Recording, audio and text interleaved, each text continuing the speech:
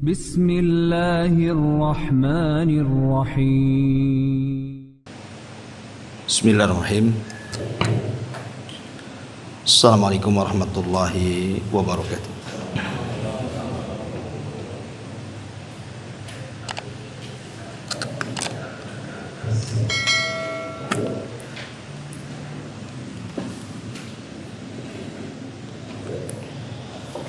Alhamdulillah wassalatu wassalamu ala rasulillah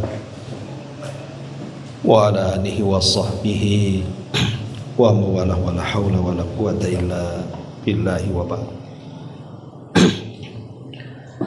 Alhamdulillah, di malam hari ini kembali kita seru untuk berthalabul ilmi. Dan malam ini karena suasana juga masih suasana di bulan Dzulhijjah, maka kita akan membahas tentang ayat-ayat di dalam Al-Quran yang bicara tentang keutamaan bulan Dzulhijjah. Kita akan bahas sekitar 8 ayat di beberapa surat dalam Al-Quran yang ada kait mengait dengan bulan Dzulhijjah yang kita sedang lalui. Pertama, surah At-Taubah ayat 36, dan ini sering kita singgung. Allah Subhanahu wa ta'ala berfirman, Inna iddatash syuhuri indallahi 12 syahran fi kitabillah Yawma khalaqas samawati wal ard minha arba'atun hurum Dzalika ad-dinul qayyimu fala tadlimu fihinna anfusakum. Sesungguhnya bilangan bulan menurut ketentuan Allah adalah 12 bulan yang tercantum di dalam ketetapan Allah saat Allah menciptakan langit dan bumi. Dari 12 bulan itu ada 4 bulan mulia, dan itulah ketetapan agama yang lurus. Maka janganlah kalian berlaku zalim di 4 bulan mulia itu. Al-Imam Muslim dan juga Imam Al-Bukhari meriwayatkan sebuah hadis dari Abi Bakrah radhiyallahu anhu. Nabi sallallahu alaihi wasallam satu hari berkhutbah saat fi hajjati, dalam hajinya, maksudnya hajjatul wada. Kata Nabi sallallahu alaihi wasallam, ala inna zamana qad istadara ka hayatihi yawma khalaqas samawati wal ardh as-sanatu 12 syahran minha arba'atun hurum thalathatun mutawaliyatun dzul qa'dati wa dzul hijjati wal muharram wa rajabul mudhar alladhi baina jumada wa sya'ban. Thumma qala ayyu yawmin hadha Qulna Allah wa rasuluhu a'lam. Fasakata hatta dhananna annahu sayusammihi bighairi ismi. Qala alaysa yawmun nahr? Qulna bala. Thumma qala ayyu baladin hadha? Qulna Allah wa rasuluhu a'lam. Fasakata hatta dhananna annahu sayusammihi bighairi ismi. Qala alaysa al-balda? Qulna bala. Qala fa inna dima'akum wa amwalakum wa a'radakum alaykum haramun ka hurmati yawmikum hadha fi syahrikum hadha fi baladikum hadha wa satalqawna rabbakum fayas'alukum an a'malikum ala la tarji'u ba'di dhallalan yadribu ba'dukum riqaba ba'din ala hal balagh ala liyuballigha syahid al-ghaib minkum fala'alla man yablughu yakunu aw'a lahu min ba'di man yasma'uhu. Kata Nabi SAW saat berada di padang Arafah dan beliau sedang melaksanakan hajjatul wada, beliau mengatakan, sesungguhnya waktu berputar kepada kalian seperti saat Allah Subhanahu wa ta'ala menciptakan langit dan bumi. 1 tahun itu ada 12 bulan. Dari 12 bulan itu ada 4 bulan mulia yang 3 letaknya berturut-turut, Dzulqa'dah, Dzulhijjah dan Muharram, serta Rajab Mudhar yang terletak di antara Jumadil Akhir dan juga Sya'ban. Kemudian Nabi SAW bertanya kepada para sahabat, hari apa ini? Maka sahabat mengatakan, Allah dan Rasulnya yang tahu. Rasul pun terdiam sampai kami menyangka bahwa Rasul akan menamakan hari dengan hari yang lain, dengan nama yang lain. Maka Nabi SAW mengatakan, bukankah ini hari nahar, hari penyembelihan kurban? Sahabat mengatakan, tentu wahai Rasul. Kemudian Rasul bertanya, negeri apa ini? Maka sahabat mengatakan, Allah dan Rasulnya yang lebih tahu. Maka Rasul terdiam sampai kami para sahabat menyangka Rasul akan mengganti nama negeri itu dengan nama yang lain. Maka Rasul mengatakan, bukankah ini negeri haram? Maka sahabat mengatakan, tentu wahai Rasul.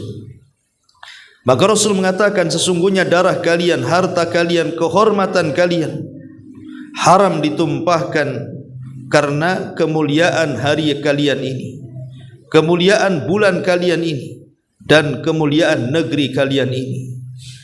Dan kalian akan berjumpa dengan Rabb kalian kelak, dan Rabb kalian akan bertanya kepada amal-amal kalian. Maka janganlah kalian kembali sesat sepeninggalku, sehingga sebagian yang lain membunuh yang lainnya. Di sini, hadis ini, Nabi SAW menjelaskan surah At-Taubah 36, bahwa dalam surah At-Taubah 36 ini ada 4 bulan yang disebut dengan Ashhurul Hurum. Dan Ashhurul Hurum ini sudah Allah muliakan sejak Allah menciptakan langit dan bumi. Bukan sejak Nabi SAW diangkat jadi Nabi dan Rasul saja, tidak. Tapi sejak Allah menciptakan langit dan bumi, memang Allah sudah tetapkan bahwa 4 bulan ini disebut Ashhurul Hurum, bulan-bulan mulia. Lah, salah satu bulan mulia itu adalah Dzulqa'dah, Dzulhijjah, Muharram dan bulan Rajab. Dan para ulama mengatakan dari 4 bulan ini yang paling mulia adalah bulan Dzulhijjah. Dari 4 bulan hurum ini yang paling mulia adalah bulan Dzulhijjah. Kenapa? Karena ada hari-hari terbaik di dunia. Kata Nabi SAW, afdalu ayyamid dunya ayyamu ashrin. Seutama-utama hari di dunia itu adalah hari-hari yang disebut dengan hari-hari 10. Hari 10 itu tanggal 1 sampai tanggal 10 bulan Dzulhijjah. Bahkan ada seorang ulama salaf mengatakan seperti yang dikatakan oleh Abdurrahman Al-Mahdi rahimahullahu ta'ala. Jadi dalam setahun itu ada 3 bulan di mana 10 hari dari bulan-bulan tersebut itu sangat istimewa. Dalam setahun itu ada 10 hari di 3 bulan itu sangat dimuliakan Allah Subhanahu wa ta'ala. Pertama, 10 awal bulan Dzulhijjah yang sekarang kita lalui. Yang kedua, 10 akhir Ramadan. Dan yang ketiga, 10 awal bulan Muharram. Kata Abdurrahman Al-Mahdi, inilah 10 hari dari 3 bulan dalam setahun memiliki keistimewaan yang luar biasa. 10 awal bulan Dzulhijjah, 10 akhir Ramadan, dan 10 awal bulan Muharram. Tetapi dari 3-10 hari ini, yang paling istimewa adalah 10 awal bulan Dzulhijjah. Dari semuanya ini, baik 10 akhir Ramadan ataupun 10 awal bulan Muharram, maka yang paling afdal dari semuanya adalah 10 awal bulan Dzulhijjah. Dan itu dikatakan oleh Syekhul Islam Ibn Taimiyah rahimahullahu ta'ala, juga muridnya Imam Ibnul Qayyim rahimahullahu ta'ala, bahwa 10 awal bulan Dzulhijjah itu afdal hari-hari di dunia, bahkan melebihi Ramadan. Walaupun Syekhul Islam Ibn Taimiyah rahimahullahu ta'ala membuat rincian khusus dan mengatakan kalau ditinjau malamnya, maka 10 akhir Ramadan lebih afdal. Kalau ditinjau siangnya, 10 awal bulan Dzulhijjah lebih afdal. Kemudian beliau berikan alasan, karena 10 akhir Ramadan terdapat Lailatul Qadar, dan 10 awal bulan Dzulhijjah karena terkumpul padanya usulul ibadah, pokok-pokok ibadah, rukun Islam yang 5 terkumpul di 10 awal bulan Dzulhijjah, baik syahadatnya, salatnya, zakatnya, puasanya, hajinya bisa dilakukan di 10 awal bulan Dzulhijjah. Tetapi para ulama yang lain mengatakan bahwa 10 awal bulan Dzulhijjah, baik siang atau malamnya, jauh lebih istimewa dibandingkan bulan Ramadan. Kenapa? Karena Nabi SAW yang mengatakan dalam beberapa riwayat, salah satunya adalah hadis yang tadi saya katakan, hadis yang disahihkan Syekh Nasiruddin Al-Albani rahimahullahu ta'ala. Rasul mengatakan, afdalu ayyamid dunya ayyamul ashri, seutama-utama hari di dunia adalah 10 awal bulan Dzulhijjah. Ini surat yang pertama dalam At-Taubah 36. Kemudian surat yang kedua, ayat yang kedua, surat Al-Maidah ayat 3. Allah Subhanahu wa taala berfirman, Al-yawma akmaltu lakum dinakum wa atmamtu alaikum ni'mati wa raditu lakumul Islam madina. Pada hari ini kusempurnakan kepada kalian agama kalian, aku sempurnakan kepada kalian nikmatku, dan aku redha Islam sebagai agama kalian. Para ulama tafsir, baik Ibnu Katsir dan yang lainnya, ketika bicara soal surah Al-Maidah ayat 3 ini, mengambil riwayat daripada Tariq Ibn Shihab yang dikeluarkan Imam Ahmad dalam musnadnya. Jadi ja'a rajulun minal yahud, ada seorang laki-laki dari Yahudi datang kepada ila Umar ibn al-Khattab radhiyallahu an, menghadap Umar bin Khattab radhiyallahu an.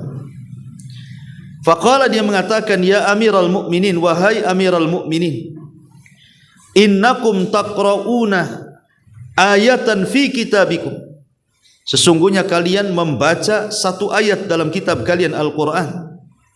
Lau alaina ma'syaral yahud nazalat lattakhadna dhalikal yawma ida. Kalau seandainya ayat itu turun kepada kami bangsa Yahudi, tentu turunnya ayat itu kami akan jadikan hari raya kami. Kemudian Umar bin Khattab mengatakan, wa ayu ayat, ayat yang mana, kata Umar bin Khattab. Maka Yahudi ini mengatakan, firman Allah, al-yawma akmaltu lakum dinakum wa atmamtu alaikum ni'mati wa raditu lakumul Islam madina. Pada hari ini kusempurnakan kepada kalian agama kalian, kusempurnakan untuk kalian nikmatku, dan kuredoi Islam sebagai agama kalian. Apa kata Umar? Wallahi, kata Umar, inni la a'lamul yawma alladhi nuzilat ala Rasulillah sallallahu alaihi wasallam was-sa'atu allati nuzilat fiha ala Rasulillah sallallahu alaihi wasallam nazalat ashiyata Arafah fi yaumil jum'ah, rawahul Bukhari wa Muslim. Kata Umar bin Khattab, demi Allah, sungguh aku mengetahui hari di mana diturunkan ayat itu kepada Nabi sallallahu alaihi wasallam, jam di mana diturunkan ayat itu kepada Nabi sallallahu alaihi wasallam dalam riwayat, dan tempat di mana ayat itu diturunkan kepada Nabi sallallahu alaihi wasallam. Turun di hari Arafah, tepat di hari Jumat. Maka kita tahu bahwa surah Al-Maidah ayat 3 ini turun di hari Arafah. Hari Arafah tanggal berapa? Tanggal 9. Makanya ada puasa Arafah. Puasa Arafah tanggal 9. Menunjukkan bahwa ayat ini turun di sela-sela tanggal-tanggal 10, dari tanggal 1 sampai tanggal 10 bulan Dzulhijjah. Tanggal 9-nya hari Arafah. Dan ayat ini kata Imam Ibnu Katsir rahimahullahu taala adalah ayat yang sangat luar biasa. Dan ayat ini adalah sebesar-besar nikmat yang Allah Subhanahu wa taala anugerahkan kepada umat Islam. Karena Allah Subhanahu wa taala tidak pernah menurunkan ayat kesempurnaan agama kepada bangsa-bangsa di luar daripada Islam. Tidak kepada Yahudi, tidak kepada Nasrani atau agama-agama langit yang lainnya. Hanya kepada Islamlah Allah Subhanahu wa taala firmankan tentang kesempurnaan Islam. Makanya Salman Al-Farisi radhiyallahu anhu sangat bangga dengan kesempurnaan Islam saat ditanya oleh seorang Yahudi, "Saya dengar Nabi kalian mengajarkan segala sesuatu sampai kepada urusan jamban." Maka Salman dengan tegas mengatakan, "Ajal ya, Nabi kami sudah mengajarkan segala sesuatunya sampai kepada urusan jamban." Artinya kalau urusan jamban saja diatur dalam Islam, yang kita katakan itu urusan remeh-temeh, orang masuk buang hajat saja diatur, apalagi urusan besar. Dan ini tidak ada di agama yang lainnya. Makanya kenapa Ibnu Katsir mengatakan hadhihi akbaru ni'amillahi azza wa jal ala hadhil ummah. Inilah nikmat terbesar yang Allah anugerahkan kepada umat Islam tentang kesempurnaan Islam. Ini surat yang kedua, ayat yang kedua dalam surah Al-Maidah ayat 3. Baik. Kemudian yang ketiga, surat Al-Hajj ayat 27 sampai 28. Allah Subhanahu wa taala berfirman, "Wa adzin fin nasi bil haji ya'tuka rijalan wa ala kulli dhamirin ya'tin min kulli fajjin amik liyashhadu manafi'a lahum wa yadhkuru ismallah fi ayyamin ma'lumat ala ma razaqahum min bahimatil an'am fakulu minha wa at'imul ba'isal fakir." Dalam surah Al-Hajj ayat 27 sampai 28 Allah berfirman, "Dan kumandangkan kepada manusia akan syariat haji, maka mereka akan datang kepadamu dengan berjalan kaki ataupun dengan berkendaraan dari semua penjuru, agar mereka menyaksikan berbagai manfaat untuk mereka dan agar mereka menyebut nama Allah pada beberapa hari yang telah ditentukan atas rizki yang diberikan Dia kepada mereka berupa hewan ternak, maka makanlah sebagiannya dan berilah makan orang-orang yang sengsara lagi fakir." Surah Al-Hajj ayat 27 dan 28 ini bicara soal ibadah haji. Dan ibadah haji itu hanya ada di bulan Dzulhijjah. Dan awal permulaan haji itu tanggal berapa? 8. Disebut dengan hari Tarwiyah. Jadi orang-orang haji itu bertolak ke Mina itu tanggal 8. Kemudian dari Mina ke Arafah. Dan berakhir di tanggal 13. Ada juga yang mengawalkan berakhir di tanggal 12. Jadi orang haji itu ada yang 5 hari, ada yang 6 hari. Ya, kalau ingin mempercepat 5 hari, tapi kalau ingin menyempurnakan 6 hari. Kapan mulainya? Tanggal 8 hari Tarwiyah, dan itu masuk pada 10 awal bulan Dzulhijjah, dan berakhir di tanggal 13 hari Tasyrik. Artinya bahwa ini keutamaan 10 awal bulan Dzulhijjah. Ada syariat yang sangat agung yang disebut dengan syariat haji. Karena syariat haji ini berbeda dengan syariat yang lainnya dari rukun Islam. Berbeda dengan salat, berbeda dengan zakat, berbeda dengan puasa. Karena haji ini mengumpulkan 3 keistimewaan. Pertama, keistimewaan waktu. Yang kedua, keistimewaan tempat. Dan yang ketiga, keistimewaan ibadah. Pertama, keistimewaan waktu. Karena terjadi di bulan-bulan hurum, bulan-bulan mulia yang Allah muliakan sejak Allah menciptakan langit dan bumi, bulan Dzulhijjah. Yang kedua, keutamaan tempat, karena dilakukan di tempat yang paling afdal satu dunia. Tidak ada tempat yang lebih mulia melebihi Mekah. Makanya orang sholat di Mekah saja sebanding dengan 100.000 kali sholat di masjid-masjid yang lainnya. Kalau di Madinah, di Masjid Nabawi cuma 1.000 kali sholat. Kalau di Masjidil Aqsa 500 kali sholat. Menunjukkan bahwa dengan besarnya pahala orang yang sholat di Masjidil Haram dibandingkan Masjid Nabawi ataupun Aqsa, menunjukkan bahwa Mekah itu seafdal-afdalnya tempat. Bahkan disitulah tempat pertama Allah diibadahi di permukaan bumi. Jadi Mekah itu tempat pertama Allah diibadahi oleh manusia di permukaan bumi. Menunjukkan bahwa Mekah adalah seafdal-afdalnya tempat. Dan ibadah haji berlangsung di tempat yang paling afdal satu dunia. Kemudian keutamaan ibadah. Haji sendiri adalah seutama-utama ibadah. Karena balasannya langsung surga. Kata Nabi SAW, al-hajjul mabrur laisa lahul jaza illal jannah. Haji yang baik itu tidak pantas balasannya kecuali surga. Dari sini kita tahu haji ini terkumpul 3 kemuliaan. Kemuliaan tempat, kemuliaan waktu, dan kemuliaan ibadah itu sendiri. Makanya orang haji itu luar biasa pahalanya. Dari semua sisi orang haji itu dapat pahala. Dari sisi waktu, dari sisi tempat, dan dari sisi ibadah. Dan itu terjadi di 10 awal bulan Dzulhijjah. Ini ayat yang ketiga dari surah Al-Hajj. Kemudian yang keempat, surah Al-Fajr ayat 1 sampai 2. Allah Subhanahu wa taala berfirman, wal fajri walayalin ashri wasyaf'i wal watr. Demi waktu fajar dan demi malam-malam yang 10, demi yang genap dan demi yang ganjil, wasyaf'i wal watr. Para ulama sepakat, ahli tafsir banyak yang mentafsirkan wal fajri walayalin ashri, seperti Qatadah, Ikrimah, Sa'id bin Zubair, kemudian Abdullah bin Abbas radhiyallahu anhuma, Mujahid, dan banyak sekali karangan ahli tafsir mengatakan bahwa walayalin ashri, malam-malam yang 10 itu artinya 10 awal bulan Dzulhijjah. 10 awal bulan Dzulhijjah.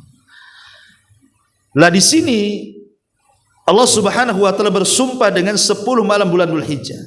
Ini yang pertama, layalin ashri. Kemudian ayat yang keduanya wasyaf'i wal watr. Wasyaf'i wal watr. Syaf itu artinya genap, watr itu artinya ganjil, witir. Apa maksudnya dan demi yang genap dan yang ganjil di sini? Yang genap itu artinya yaumun nahri, dan yang ganjil itu artinya yaum Arafah. Kenapa? Karena yaumun nahri Idul Adha tanggal berapa? Tanggal 10. Tanggal 10 genap apa ganjil? Genap, ya. Sementara Arafah itu tanggal 9. 9 genap apa ganjil? Ganjil.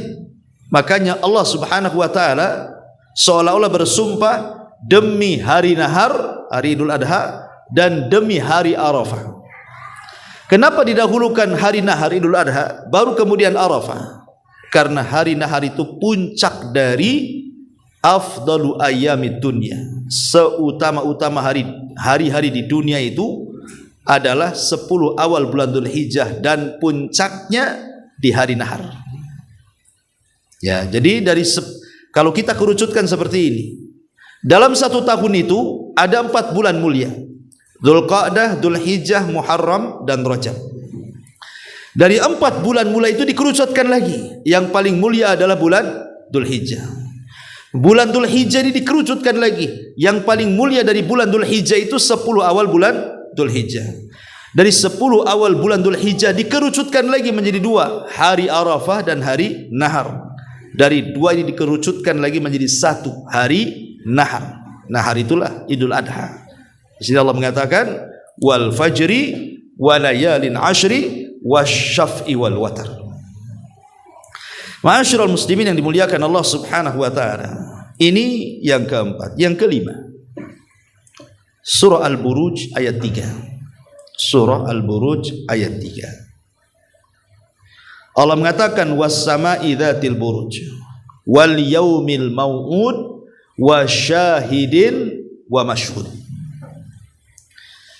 Di sini Allah mengatakan was-sama'i dzatil buruj, dan langit dan gugusan bintangnya. Wal yaumil mau'ud. Yaumil mau'ud itu artinya hari kiamat. Adapun wasyahidin, syahid di sini artinya hari Jumat. Wal mashhud artinya hari Arafah. Berarti di sini ada hari kiamat, hari Jumat, dan hari Arafah. Ada hubung kait? Ada. Ya. Pertama, bahwa hari Arafah itu gambaran daripada padang mahsyar.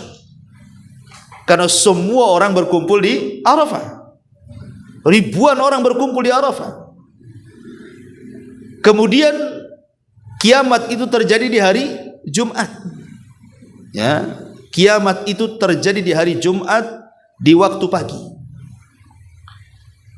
Adapun tanggalnya, harinya, tahunnya wallahu a'lam. Tapi harinya ditentukan Jumat. Baru terjadi yaumil mau'ud, hari kiamat. Ya. Dan hari Arafah itu banyak keistimewaannya. Ikhwatu fiddin muliakan Allah Subhanahu wa taala.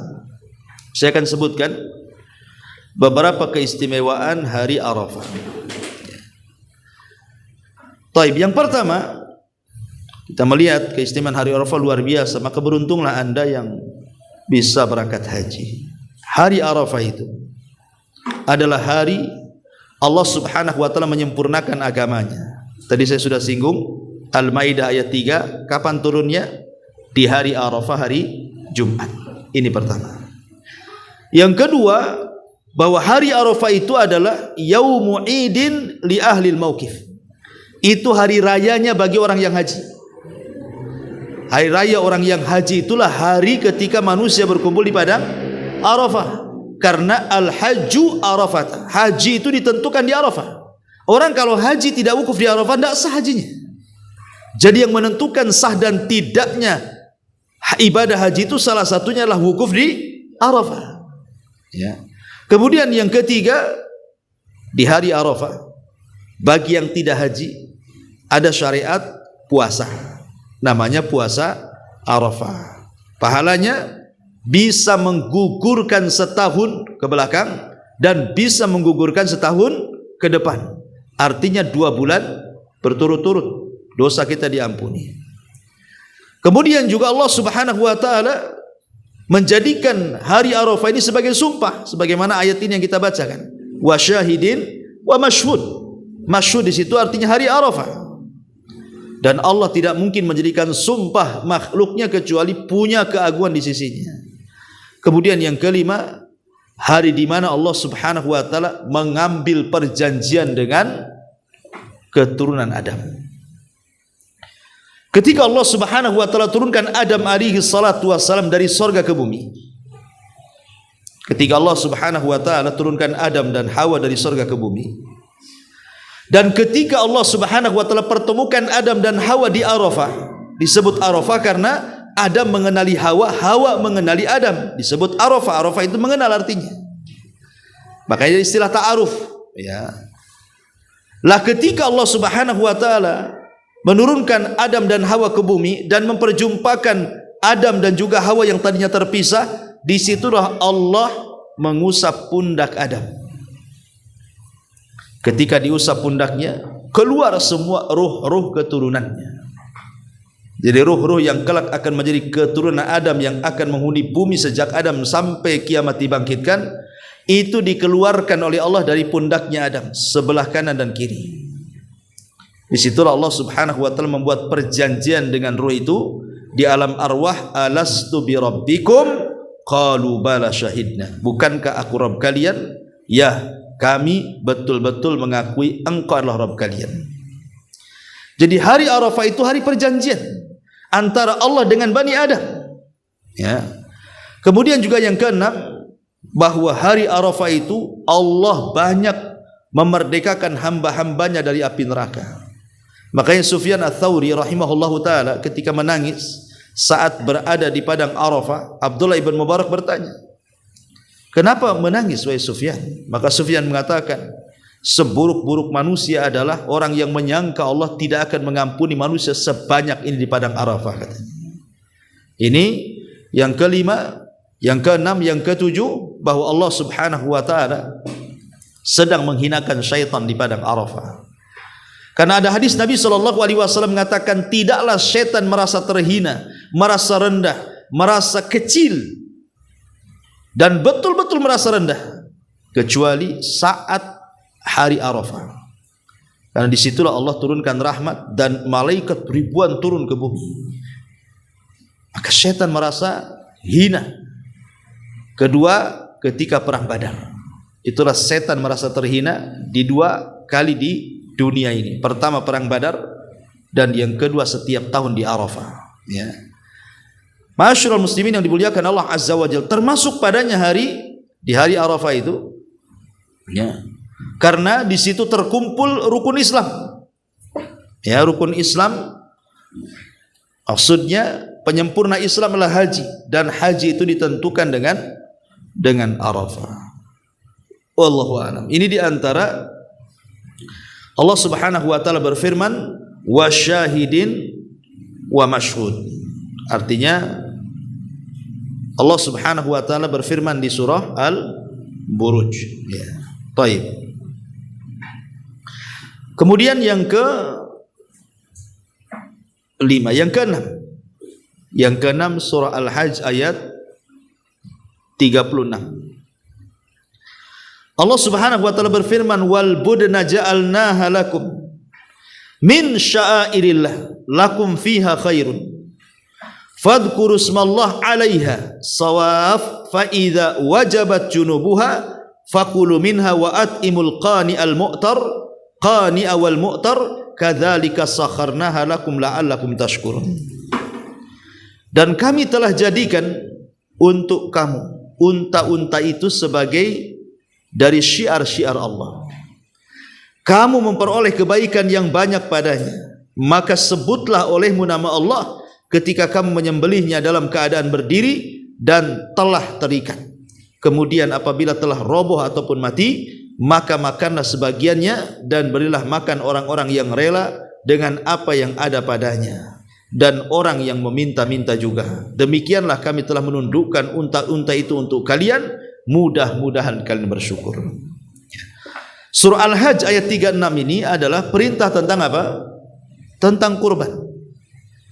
Dan juga isyaratnya banyak dalam Al-Quran. Allah mengatakan, Qul inna salati wa nusuki wa mahyaya wa mamati lillahi rabbil alamin. Katakan sungguhnya salatku, kurbanku, hidupku dan matiku aku serahkan kepada Allah. Dan Allah juga katakan, fasalli li rabbika wanhar. Salatlah untuk Rabbmu dan berkurbanlah. Kapan kurban mulainya? Tanggal 10. Memulai korban itu tanggal 10. Tanggal 10 itu hari nahar, dan itulah seutama-utama hari di 10 awal bulan Dzulhijjah, yaumun nahar. Hari di mana kita berkurban. Kenapa menjadi istimewa yaumun nahar ini? Pertama, karena yaumun nahar itu hari Idul Adha. Dan Rasul sallallahu alaihi wasallam ketika hijrah ke kota Madinah, orang-orang Madinah itu kan punya hari raya sendiri yang biasa mereka rayakan di zaman jahiliyah, sampai pun ketika mereka sudah Islam mereka tetap merayakan. Maka Nabi SAW datang kepada mereka dan mengatakan, ngapain kalian ini? Sebaiknya hentikan hari raya kalian, karena Allah sudah mengganti hari raya kalian dengan hari raya yang jauh lebih baik dibandingkan yang kalian rayakan. Kemudian Rasul mengatakan Idul Adha dan Idul Fitri. Artinya Idul Adha itu hari kemenangan kaum muslimin. Di situ manusia bertakbir seantero dunia. Ya. Kemudian yang kedua, selain daripada Idul Adha adalah hari raya kaum muslimin. Yang kedua, di situ ada penyembelihan. Satu dunia orang sedang menyembelih. Dan sembelihan mereka adalah taqarruban ilallah, dalam rangka mendekatkan diri kepada Allah Azza wa Jalla. Dan syaitan merasa terhina di sini. Ya, karena tujuan syaitan itu bagaimana menyimpangkan penyembelihan manusia tidak diberikan kepada Allah tapi diberikan kepada dirinya. Makanya kita lihat orang datang ke dukun disuruh kurban. Kadang-kadang lewat di sebuah pohon dikasih sesajen.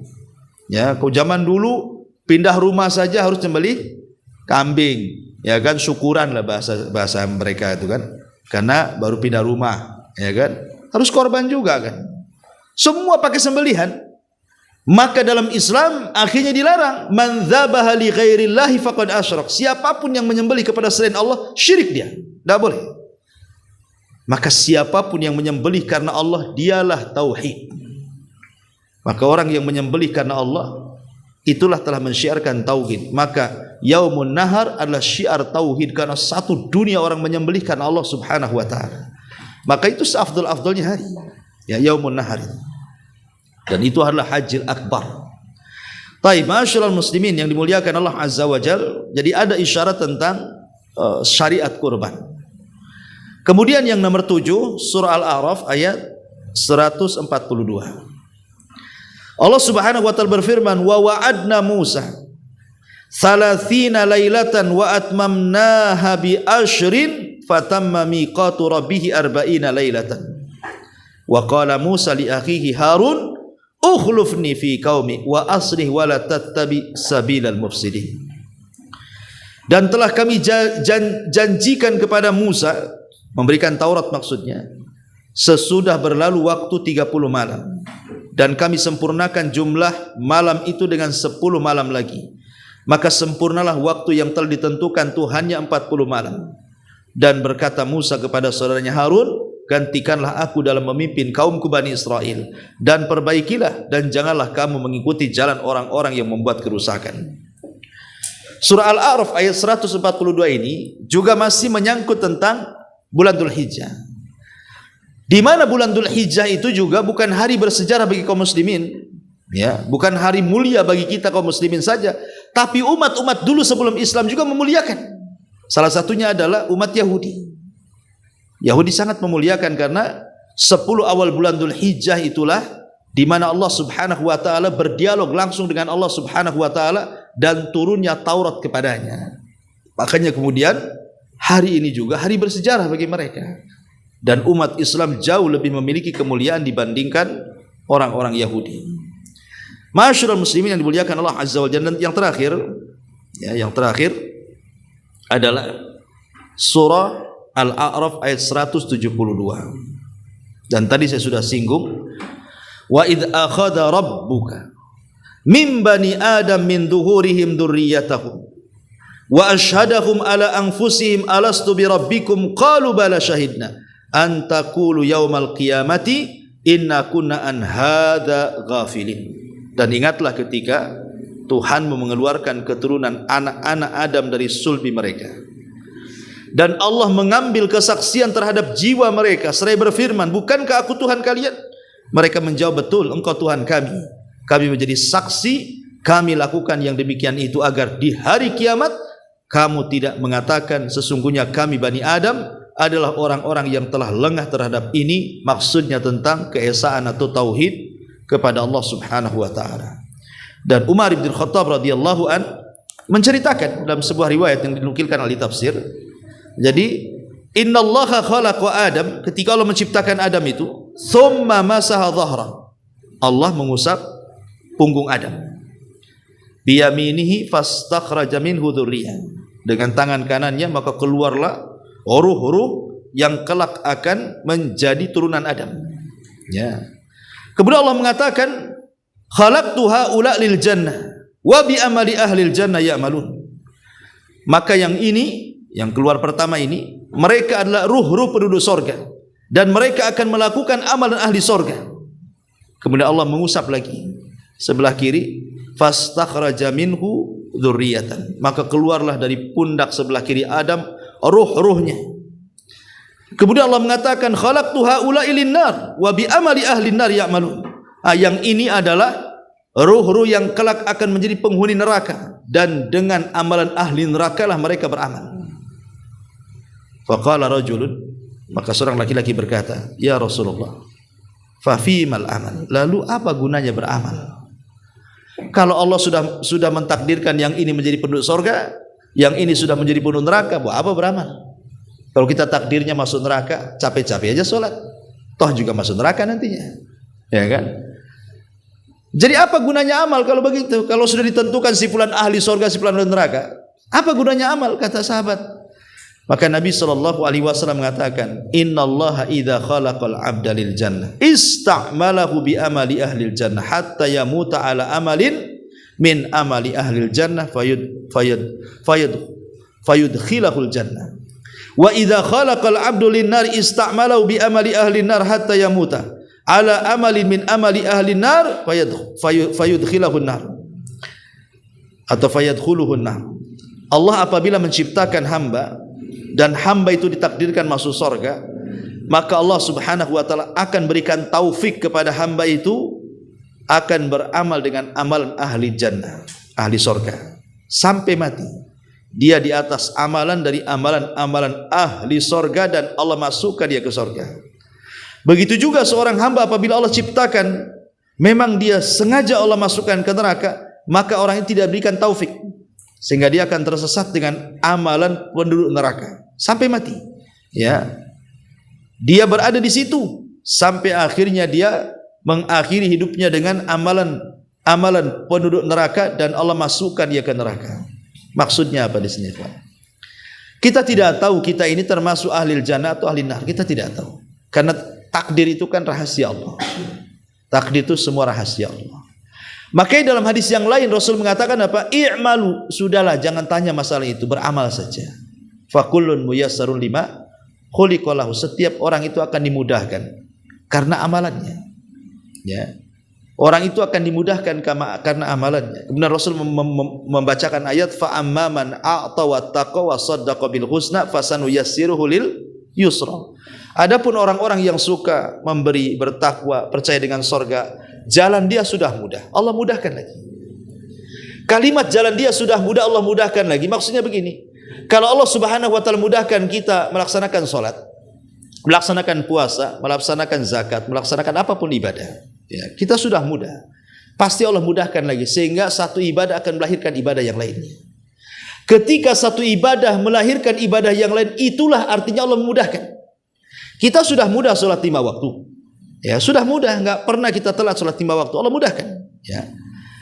Lah kalau kita sudah mudah melaksanakan sholat 5 waktu, kemudian kita ingin menambah dengan sunnah-sunnahnya, anggaplah dengan sholat malamnya, maka Allah akan mudahkan lagi sehingga dia bisa bangun malam dan bisa tahajud. Itu maksudnya. Dia sendiri sudah mudah sholat, Allah mudahkan lagi. Ya. Sehingga ketika Allah mudahkan lagi, satu ibadah melahirkan ibadah yang lain, ibadah yang lain melahirkan ibadah yang lain lagi, ibadah yang lain lagi melahirkan ibadah, sampai akhirnya Allah tutup seperti itu kondisi dia. Ya, itulah makna fasanuyassiruhu lil yusra. Tapi yang ingin saya katakan bahwa surah Al-A'raf ayat 172 ini tadi sudah saya jelaskan, ini kisah Nabi Adam. Kapan Allah mengusap punggung Adam sampai kemudian keluar ruh-ruhnya sampai kiamat tuh? Saat Adam diturunkan dan ketika posisi Adam di mana? Di Arafah. Ya, dan ini juga keutamaan Arafah. Wallahu a'lam bishawab. Ini 8 ayat di beberapa surat dalam Al-Qur'an yang berkaitan dengan bulan Dzulhijjah. Wallahu a'lam. Sudah berjam 9 lebih. Kita tutup. Subhanaka wa bihamdika asyhadu an la ilaha illa anta astaghfiruka wa atubu ilaik. Allahu ta'ala alam. Assalamualaikum warahmatullahi wabarakatuh.